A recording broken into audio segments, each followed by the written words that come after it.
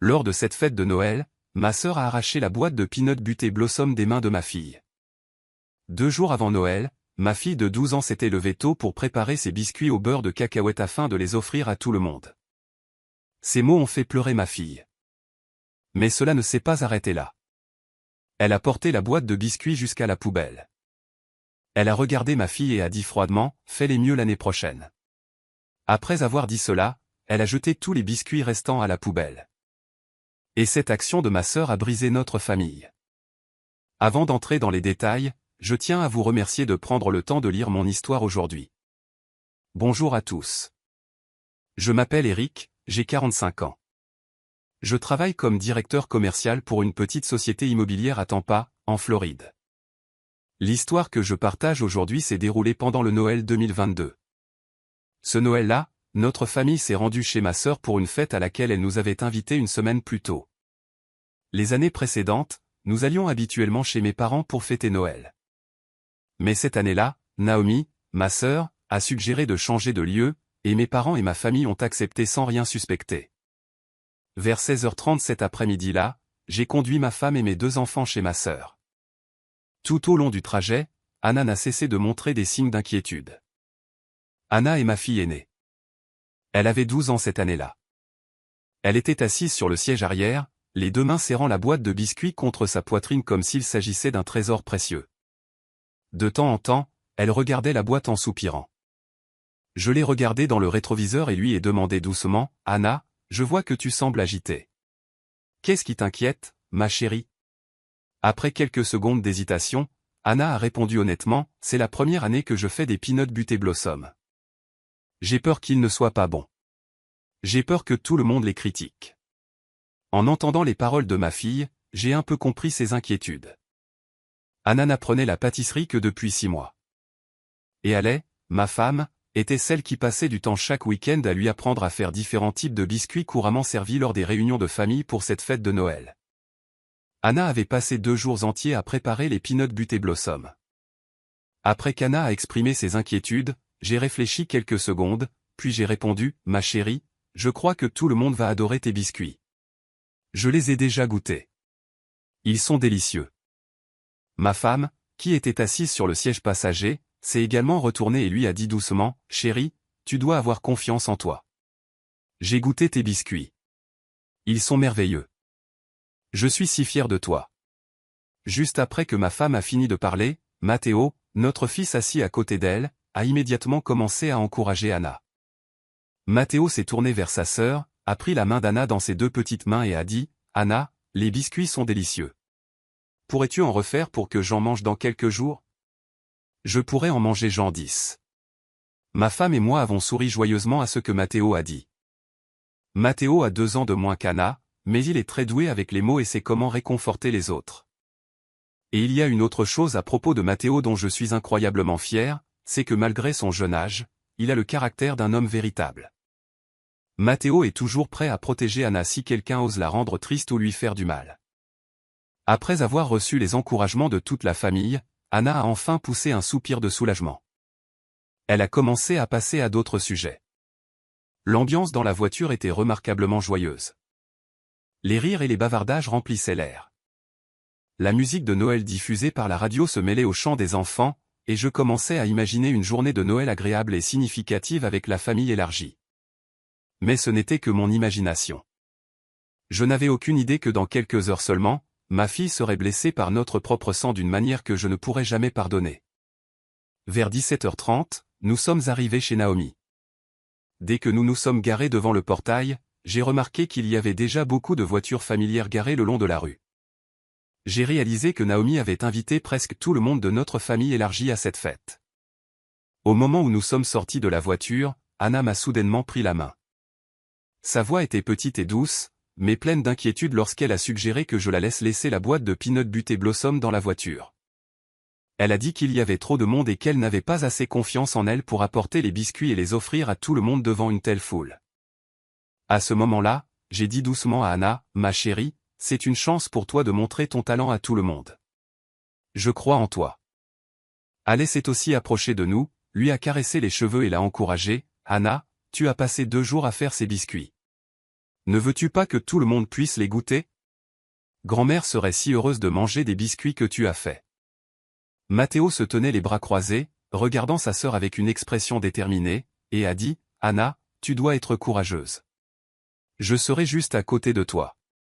Si quelqu'un ose critiquer tes biscuits, je leur dirai à quel point ils sont bons. » Malgré les encouragements de toute la famille, Anna a quand même secoué la tête et a refusé. Finalement, elle a décidé de laisser la boîte de biscuits dans la voiture. Ses yeux semblaient brièvement tristes mais déterminés, et nous avons respecté la décision d'Anna, donc nous n'avons pas essayé de la persuader davantage. Quand nous avons franchi la porte du spacieux salon de Naomi, ma mère s'est immédiatement levée du canapé et s'est rapidement dirigée vers nous. Elle a d'abord serré Anna dans ses bras, l'a tenue fort, puis a embrassé sa joue. Puis elle s'est tournée vers Matteo, lui a tapoté la tête et a embrassé son front. Ma mère a affiché un large sourire, sa voix était chaleureuse lorsqu'elle a dit à ses deux petits-enfants, « Oh, mes petits-enfants bien-aimés, vous avez grandi si vite. Vous m'avez tellement manqué. » Pendant ce temps, mon père restait assis silencieusement dans son fauteuil près de la cheminée. Il nous a juste jeté un coup d'œil et a hoché la tête froidement, sans dire un mot avant de retourner à sa conversation avec l'oncle Robert.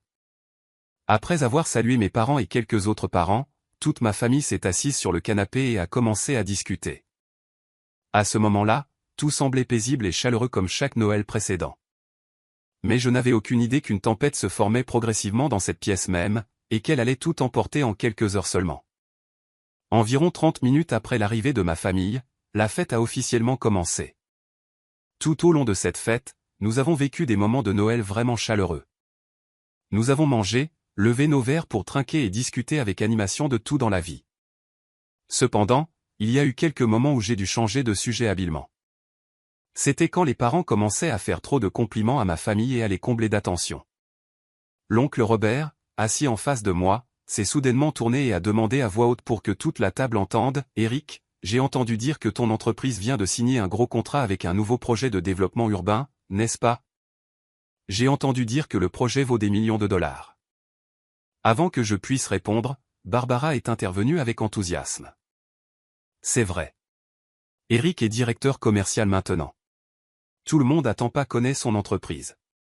J'ai hoché la tête modestement, sur le point de dire quelques mots humbles, quand j'ai remarqué Naomi qui me fixait de l'autre bout de la table. Ses yeux étaient froids comme de la glace, et les coins de sa bouche étaient abaissés dans un mécontentement évident. Juste à ce moment-là, mon père a essayé d'intervenir d'une voix forte. Derek se débrouille aussi très bien avec sa compagnie d'assurance. Avant que papa puisse finir, l'oncle Robert l'a coupé. Il s'est tourné pour regarder Anna et Matteo avec des yeux affectueux et a continué, et ses deux petits aussi. J'ai entendu dire qu'Anna est brillante. Ses notes en mathématiques sont toujours les plus élevées de la classe. Et Matteo vient d'être choisi pour l'équipe de football de l'école. Anna a rougi et a baissé les yeux tandis que Matteo souriait vivement d'être félicité. Les autres parents ont également commencé à se joindre à la conversation, posant des questions sur le travail scolaire des enfants et sur les projets de ma famille. À ce moment-là, j'ai jeté un coup d'œil à Naomi et j'ai remarqué qu'elle serrait fort sa fourchette. Derek, son mari, semblait également mal à l'aise alors que la conversation continuait à tourner autour de ma famille. Mon père essayait sans cesse d'intervenir pour mentionner la fille de Naomi, Madison, mais le flux de la conversation revenait naturellement vers Anna et Matteo. Réalisant que l'atmosphère devenait tendue, j'ai rapidement pris la parole. « Oh, en parlant d'école, est-ce que Madison aime sa nouvelle école ?» Ma question a ouvert une porte à Naomi. Elle a immédiatement saisi l'occasion et a commencé à discuter des activités extrascolaires de Madison. Mais je pouvais voir que ses yeux avaient encore quelque chose qui couvait comme des braises attendant de s'enflammer. À ce moment-là, je n'avais aucune idée de la colère que l'attention que les parents portaient à ma famille avait suscité chez Naomi. Et elle attendait une occasion de libérer toute cette rage jalouse. Cette occasion viendrait plus tôt que je ne le pensais, et la victime serait ma petite fille innocente. Vers 20 heures, après que tout le monde a eu fini le plat principal, le dessert a été servi. Soudain, ma mère, de l'autre côté de la table, s'est tournée vers Anna et a dit, « Anna, j'ai entendu dire que tu avais fait des peanut butter blossom, n'est-ce pas? Peux-tu en faire goûter à tout le monde ?» La question inattendue a surpris Anna. Elle a regardé ses mains posées sur ses genoux, sa voix était petite et douce lorsqu'elle a répondu, « J'ai bien fait des biscuits, mais je pense qu'ils sont mauvais. » J'avais peur que tout le monde les critique, alors je les ai laissés dans la voiture. Juste après qu'Anna a fini de parler, ma mère a dit avec enthousiasme à Anna, « Pourquoi laisser les biscuits dans la voiture? Je crois que tes biscuits seront délicieux. Apporte-les pour que tout le monde en profite ensemble. Je veux goûter tes talents. » À ce moment-là, Anna s'est tournée vers moi, ses yeux semblant chercher permission et encouragement. Puis elle a regardé ma femme. Ale et moi avons tous deux hoché la tête et souri pour l'encourager. Matteo a soudainement bondi de sa chaise, sa voix pleine d'enthousiasme alors qu'il disait à sa sœur, « Anna, je t'ai déjà dit que les biscuits sont vraiment bons. Tu dois avoir confiance. Tes biscuits sont même meilleurs que ceux de la boulangerie. » J'en parie ma tête. Juste après que Matteo a fini de parler, les parents autour ont également commencé à encourager Anna. Après près d'une minute d'hésitation, Anna a enfin levé la tête. Elle a regardé tout le monde un par un. Puis sa voix a résonné, « D'accord, c'est bon. Je vais apporter les biscuits. » Dès qu'Anna a fini de parler, des applaudissements ont commencé à résonner dans tout le salon. Ma mère a applaudi avec le plus d'enthousiasme. J'ai ressenti un sentiment de chaleur en voyant ma fille trouver enfin son courage. Au moment où Anna s'est levée de sa chaise, je me suis levé aussi. J'ai posé ma main sur son épaule et j'ai dit doucement, « Je vais t'accompagner. » Ce n'était pas que ma fille ne pouvait pas aller chercher les biscuits elle-même, mais je suis le père d'Anna, et je voulais marcher à ses côtés pour qu'elle ait plus de confiance dans des situations comme celle-ci. C'est ce que n'importe quel père ferait. Environ 2 minutes plus tard, Anna et moi sommes revenus dans le salon. Anna serrait maintenant la boîte en plastique transparent contre sa poitrine avec les 2 mains. Soudain, Naomi s'est rapidement avancée et s'est bloquée juste devant Anna. Son action a été si soudaine que ma fille a sursauté et a fait un pas en arrière. Naomi a regardé Anna, sa voix froide comme si elle donnait des ordres. « Tu aurais dû apporter les biscuits plus tôt. Donne-les ici. Laisse-moi voir s'ils valent quelque chose. » Juste après avoir dit cela, Naomi n'a pas attendu l'accord d'Anna. Elle a tendu la main et a arraché brutalement la boîte de biscuits. J'ai vu cette scène et la colère a commencé à monter en moi. Mais j'ai essayé de me contrôler parce qu'il y avait beaucoup d'invités qui regardaient. Après avoir arraché la boîte de biscuits des mains de ma fille, Naomi a ouvert le couvercle. Elle a pris un biscuit, l'a tenu pour l'examiner avec une expression dédaigneuse, puis en a pris une petite bouchée. Elle a mâché quelques fois, et je pouvais voir qu'il n'y avait aucun problème à l'avaler. Mais alors Naomi a soudainement fait une grimace exagérée. Elle a rapidement pris une serviette sur la table voisine et l'a portée à sa bouche, et son action suivante m'a empêché de croire mes yeux. Devant près de 20 personnes, Naomi a recraché le morceau de biscuit qu'elle mâchait dans la serviette. Elle a craché lentement, s'assurant délibérément que tout le monde puisse voir. Puis elle s'est tournée pour regarder droit dans les yeux de ma fille, sa voix pleine de mépris lorsqu'elle a dit « Ces peanuts butés Blossom ont un goût dégoûtant, et quelqu'un a osé dire qu'ils sont meilleurs que ceux des boulangeries. Quelle absurdité !» Après ces mots, les yeux d'Anna se sont agrandis de choc. Ses lèvres tremblaient, et les larmes ont commencé à monter, coulant sur ses joues. Tout son corps semblait s'être figé, incapable de prononcer un mot. Et alors que Ale, Anna et moi ne nous étions pas encore remis de ce qui venait de se passer, Naomi a pris la boîte de biscuits et s'est dirigée vers la poubelle près de la cuisine. Elle s'est tournée pour regarder à nouveau ma fille, sa voix froide comme de la glace quand elle a dit « Fais-les mieux la prochaine fois. » Après avoir dit cela, elle a renversé la boîte et a jeté tous les peanuts butés Blossom à la poubelle. Anna se tenait dans un silence de mort. Tout son corps semblait s'être transformé en pierre. Ses mains pendaient mollement à ses côtés et les larmes ne cessaient de couler. À ce stade, je n'en pouvais plus. Je me suis rapidement dirigé vers Naomi.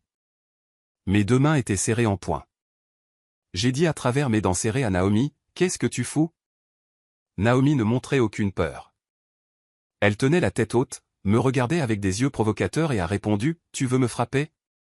Vas-y, essaie. » Juste après qu'elle a fini de parler, un son a retenti. Le son était sec, résonnant dans la pièce soudainement silencieuse. Le visage de Naomi a immédiatement vu apparaître 5 empreintes de doigts rouges sur sa joue. C'était une gifle forte et décisive. La personne qui venait de gifler Naomi n'était pas moi.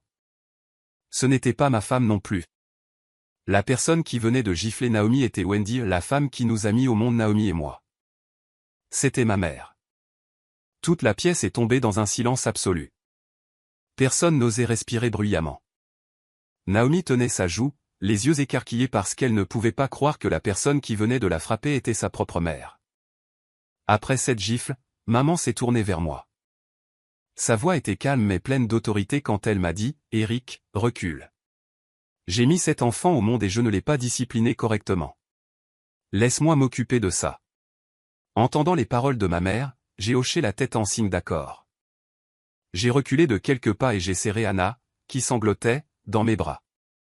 Ma fille a enfoui son visage contre ma poitrine, tout son corps tremblait.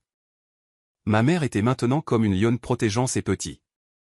Elle s'est tournée vers Naomi, sa voix vibrant de fureur. « Tu vas t'en prendre à une enfant de 12 ans? Qu'est-ce que tu fais, Naomi? Tu es une adulte.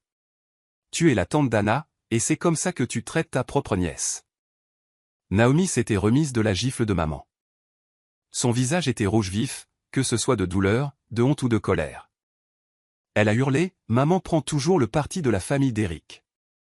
Pourquoi tu ne prends jamais mon parti? Je suis aussi ton enfant. » Juste après que Naomi a fini de parler, mon père a bondi de sa chaise et s'est rapidement approché. Il s'est interposé entre maman et Naomi, sa voix dure lorsqu'il a dit à maman, « Wendy, pourquoi as-tu frappé Naomi? Tu es beaucoup trop partial. » Naomi était juste honnête. Juste après que papa a fini de parler, maman a pointé son doigt directement vers le visage de papa et a crié, « Tais-toi, Melvin.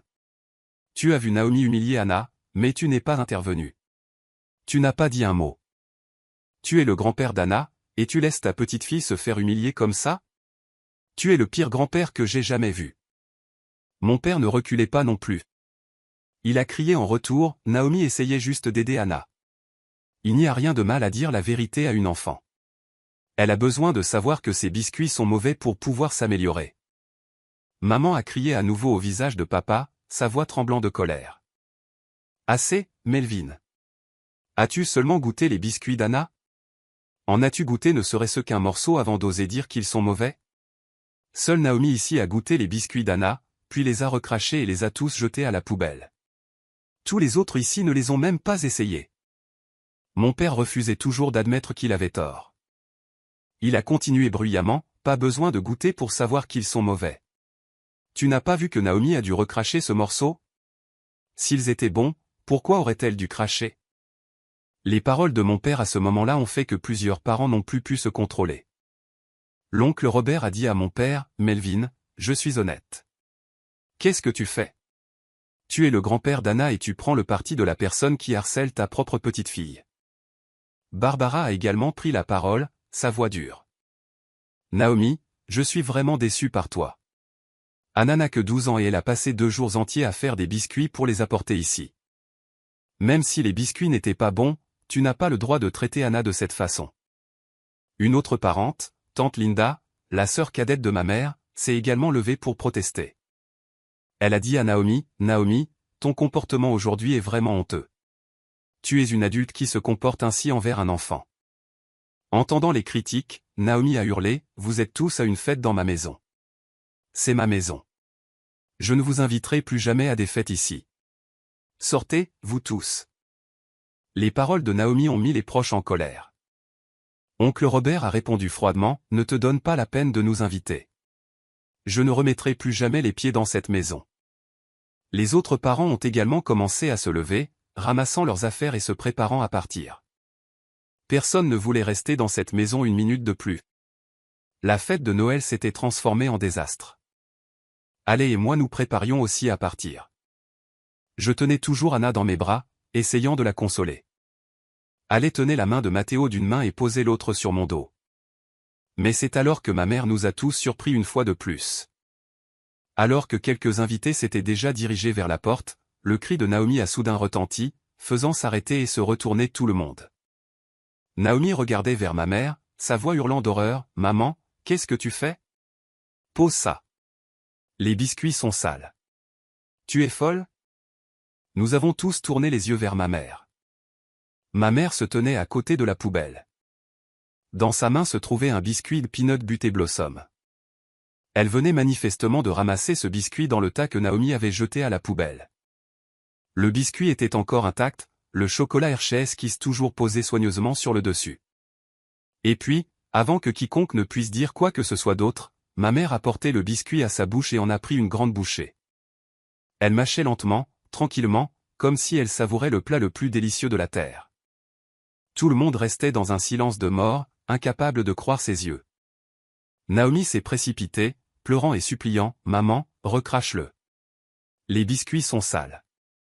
S'il te plaît, n'en mange plus. » Mais ma mère l'a complètement ignoré. Elle a continué à mâcher et à avaler le morceau de biscuit. Quand elle a eu fini de manger, elle s'est tournée vers Anna, qui était toujours dans mes bras. Sa voix était chaleureuse et pleine de fierté lorsqu'elle a dit à sa petite fille, « Anna, tes biscuits sont délicieux. Vraiment délicieux. Je suis tellement fière de toi. » Les paroles de ma mère ont fait éclater Anna en sanglots. Elle a quitté mes bras et a couru serrer sa grand-mère de toutes ses forces. Elle pleurait tout en parlant, la voix étranglée, « Grand-mère, les biscuits sont sales. N'en mange plus. Je ne veux pas que tu tombes malade. » Ma mère a serré sa petite fille fort, lui a caressé les cheveux et a dit doucement, « Tes biscuits sont si bons. Je pourrais en manger 100. Ne pleure plus, ma chérie. » Alé ne pouvait pas non plus retenir ses larmes. Elle s'est approchée de moi, a serré mon bras fort et a chuchoté, la voix étranglée, « Eric, je ne sais plus quoi dire. Ta mère est incroyable. » J'ai hoché la tête, la gorge également serrée. Je ne pouvais pas parler. Je restais juste là à regarder maman tenir ma fille dans ses bras. Et puis, alors que l'action de maman émouvait encore tout le monde, elle s'est tournée vers les parents autour. Sa voix a résonné hardiment, « Si cela ne vous dérange pas, venez goûter les biscuits d'Anna. Ils sont excellents. Il y a encore beaucoup de biscuits au beurre de cacahuète qui ne sont pas sales dans cette poubelle. Ils sont sur le dessus, ils n'ont pas touché les ordures. » Après les paroles de ma mère, tout le monde s'est regardé pendant quelques secondes. Puis Barbara a été la première à s'avancer. Elle a pris une assiette propre sur la table, a soigneusement choisi les biscuits intacts dans la poubelle et les a placés sur l'assiette. Les biscuits tout en haut étaient encore propres, pas sales du tout. Oncle Robert s'est aussi avancé, a pris un biscuit et l'a goûté. Il a mâché lentement, puis a hoché la tête à plusieurs reprises, la voix pleine de surprise. « Vraiment bon, Anna. Tu as assuré. Je ne mens pas. » Tante Linda a aussi goûté et a loué, « Les biscuits sont si bons. Le beurre de cacahuète est riche et crémeux, et le chocolat a juste la bonne dose de douceur. Anna, fais-en d'autres pour moi la prochaine fois. » Un par un, les autres parents sont aussi venus les goûter. Ils ont mangé et ont adressé à Anna des compliments sincères. Une personne a même demandé à Anna la recette pour en faire pour ses enfants à la maison. Anna se tenait là, des larmes perlant encore sur ses joues, mais ses lèvres s'étaient épanouies en un sourire. C'était le sourire heureux d'un enfant reconnu, aimé et protégé. L'atmosphère dans la pièce est redevenue progressivement chaleureuse, du moins pour les proches rassemblés autour de l'assiette de biscuits. Naomi se tenait recroquevillée dans un coin, le visage pâle. Derek, son mari, se tenait également à proximité, l'air embarrassé et incertain de ce qu'il fallait faire, et mon père restait affalé dans son fauteuil, silencieux sans dire un mot de plus. Environ 10 minutes plus tard, après que tout le monde ait goûté les biscuits et fait des compliments à Anna, les invités ont commencé à partir. Personne n'a serré la main ni embrassé Naomi pour lui dire au revoir. Ils ont juste fait un signe de tête à ma mère et à ma famille, puis ont quitté la maison tranquillement. Quand la porte s'est refermée derrière le dernier invité, le grand salon est soudain devenu vide et froid. Il ne restait que ma famille, mes parents et la famille de Naomi.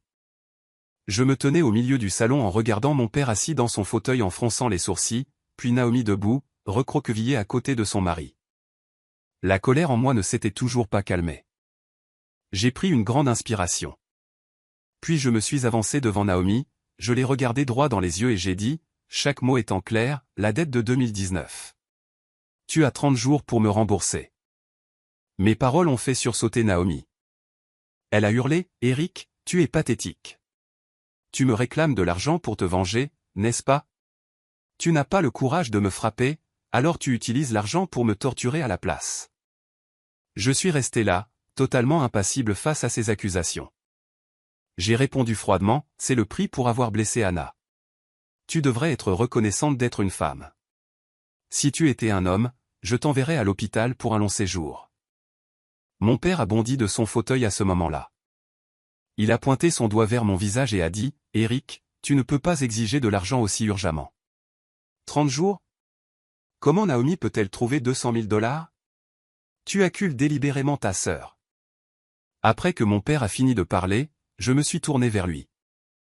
Mes yeux étaient froids comme la glace quand j'ai répondu, « Tais-toi, vieil homme. » Anna a été humiliée par Naomi devant toute la famille élargie, mais tu n'as pas défendu Anna. Tu t'es même levé pour protéger la personne qui brutalisait ta propre petite-fille. Tu ne mérites pas d'être mon père. Tu ne mérites pas d'être le grand-père de mes enfants. Mon père a ouvert la bouche pour dire quelque chose, mais aucun son n'est sorti. Derek, le mari de Naomi, s'est avancé timidement à ce moment-là. Je ne l'ai pas laissé finir sa phrase. Je me suis tourné, j'ai pointé mon doigt vers son visage et j'ai dit entre mes dents, « Tais-toi. » Ma voix n'était pas forte, mais elle était assez froide pour que Derek se taise immédiatement. Il a reculé, le visage pâle. Naomi a semblé réaliser la gravité de la situation. Elle s'est soudain précipitée vers Anna. Sa voix était désespérée quand elle a dit, « Anna, je suis désolée. J'ai eu tort. Je n'aurais pas dû te faire ça. S'il te plaît, pardonne-moi. » Anna a reculé, les yeux pleins de peur et de blessure. Juste à ce moment-là, Matteo s'est interposé devant sa sœur.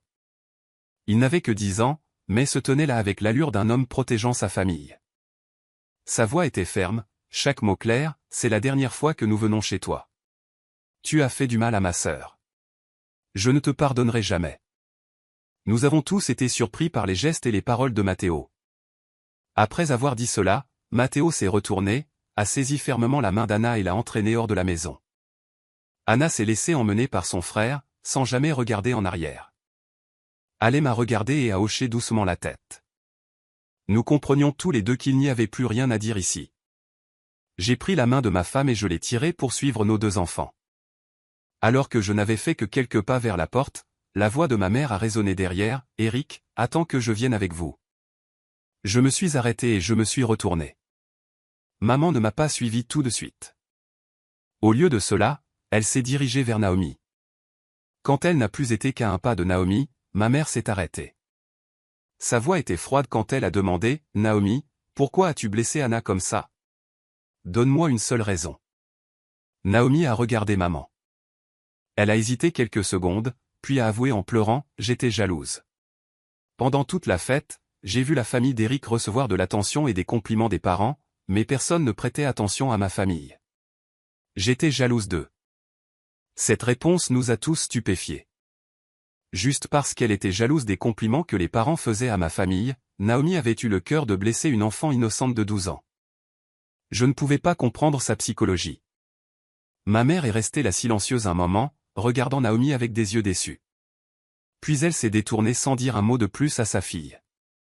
Elle s'est dirigée vers mon père, qui se tenait près de la cheminée. Ces mots ont été comme une bombe explosant dans la pièce. Je suis resté bouche bée de choc. Ale a serré ma main très fort. Naomi a hurlé, « Non, maman. Tu ne peux pas. » Mon père a chancelé comme s'il venait d'être poussé. Il a rapidement saisi la main de maman, la voix suppliante, « Wendy, calme-toi. Ne dis pas des choses pareilles. Nous vivons ensemble depuis plus de 40 ans. » Maman a dégagé sa main de celle de papa, sa voix inébranlable lorsqu'elle a répondu, « J'ai été trop calme, Melvin. Pendant 40 ans, je t'ai trop supporté. Je t'ai prévenu tant de fois de ton favoritisme envers Naomi, mais tu n'as pas écouté. Aujourd'hui, tu as regardé ta petite fille se faire brimer et tu n'as rien fait. Tu as même défendu la personne qui la brimait. Je ne peux pas vivre avec un homme pareil un jour de plus. » Mon père a essayé de dire quelque chose, mais maman s'était déjà détournée et s'en allait. Elle est venue à côté de moi, a pris mon bras et a dit doucement, « Allons-y, mon fils. » 3 minutes plus tard, maman, ma famille et mes 2 enfants sortaient de chez Naomi. Derrière nous se trouvaient les sons des pleurs de Naomi et les appels désespérés de mon père, mais aucun de nous ne s'est retourné. Ce soir-là de Noël, nous avons ramené maman à la maison pour qu'elle reste avec nous. Elle s'est assise dans mon salon, tenant Anna et Matteo dans ses bras, leur racontant de vieilles histoires de Noël. Et bien que ce qui s'était passé soit toujours douloureux, je savais que ma famille s'en sortirait parce que nous nous avions les uns les autres.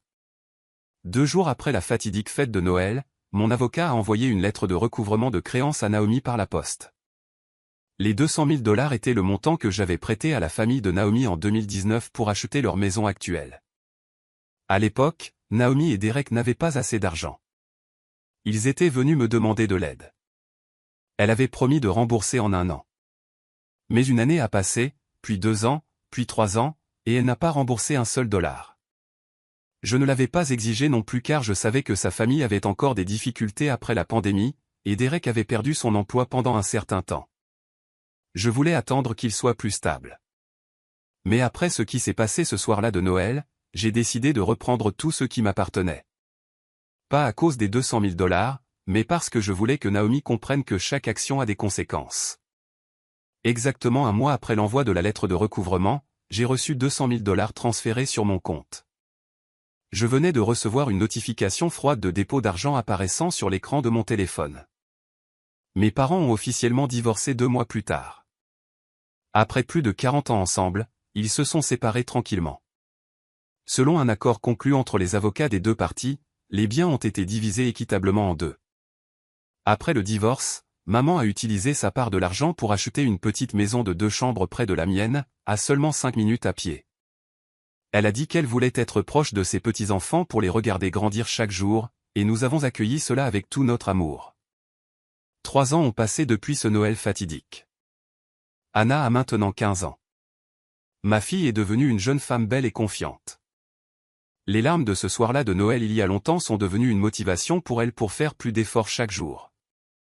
Noël a été célébré chez l'oncle Robert ces dernières années, et les peanut butter blossom d'Anna sont devenus un plat indispensable sur la table de fête. Pendant 3 années consécutives, Anna a passé 3 jours à faire des biscuits pour en donner à tout le monde. Elle en fait plus qu'avant car plusieurs parents ont demandé à Anna de faire des biscuits spécifiquement pour qu'ils puissent les emporter chez eux. Chaque fois que je la vois porter avec assurance le plateau de biscuits pour en offrir à tout le monde, je me souviens de ce soir de Noël. Je me souviens de la jeune fille de 12 ans tremblant alors qu'elle tenait la boîte de biscuits, craignant d'être critiquée. Et je sais qu'après tout ce qui s'est passé, ma fille a grandi et est devenue beaucoup plus forte. Matteo a maintenant 13 ans. Il a beaucoup grandi, m'arrivant presque aux épaules. Ma femme me dit que Matteo reçoit pas mal d'attention de la part de ses camarades de classe féminine en raison de son habileté à converser et de son comportement mature. Elle est plaisante parfois en disant qu'elle sera occupée à l'avenir à devoir recevoir des filles venant à la maison chercher notre fils. Mais ce qui me rend le plus fier de Matteo n'est pas sa popularité à l'école, c'est qu'il protège toujours Anna à sa manière. Chaque fois que quelqu'un dit quelque chose de mal sur sa sœur, Matteo est toujours le premier à se lever et à s'y opposer. Ma mère vit maintenant seule dans la petite maison près de la nôtre. Elle vient régulièrement jouer avec ses petits-enfants, apprend à Anna à cuisiner et apprend à Matteo à jouer aux échecs. Sa vie est plus paisible et heureuse que jamais. Elle dit souvent que la décision de divorcer a été la meilleure décision qu'elle ait jamais prise dans sa vie. Quant à mon père et Naomi, nous n'avons pas eu de contact depuis ce soir de Noël. J'ai entendu par des parents que papa avait emménagé avec Naomi après le divorce, et la famille de Naomi semble avoir rencontré de nombreuses difficultés financières après avoir dû rembourser la dette de 200 000 $. Mais ce n'est plus mon problème. À travers cette histoire, j'ai quelques conseils pour vous. Premier conseil, soyez toujours là pour vos enfants et encouragez-les. Les enfants ont besoin de savoir que quoi qu'il arrive, leurs parents croiront toujours en eux et les soutiendront. Un mot d'encouragement au bon moment peut changer toute la vie d'un enfant. Deuxième conseil, protégez vos enfants à tout prix. Lorsque vos enfants sont brimés ou maltraités, n'hésitez pas à vous lever et à les protéger. Peu importe qui est l'autre partie, qu'il s'agisse de la famille ou d'étrangers, vos enfants ont toujours besoin de savoir que vous serez à leur côté. Troisième conseil, ne laissez pas le favoritisme dans la famille perdurer. Si vous remarquez que des parents ou des proches font preuve d'un favoritisme injuste envers quelqu'un, parlez-en. Le silence ne fait qu'aggraver le problème avec le temps. Quatrième conseil, il y a des relations toxiques que vous devez couper. Ce n'est pas parce que quelqu'un est du même sang que vous devez tout endurer. Parfois, il est nécessaire de s'éloigner des personnes qui vous blessent, vous et votre famille, pour protéger votre bien-être et votre tranquillité d'esprit. Dernier conseil, chérissez les personnes qui vous aiment sincèrement, comme ma mère, qui n'a pas eu peur de ramasser des biscuits dans la poubelle pour prouver à sa petite fille qu'elle croyait en elle et l'aimait. Les gens comme ça sont votre vraie famille. Certaines personnes disent que je devrais apprendre à ma fille et à mon fils à pardonner à la famille. Que pensez-vous de ce point de vue? N'hésitez pas à laisser vos réflexions dans la section des commentaires sous l'histoire. Et si cette histoire a touché vos émotions, n'oubliez pas de cliquer sur s'abonner pour nous soutenir. Merci d'avoir écouté mon histoire.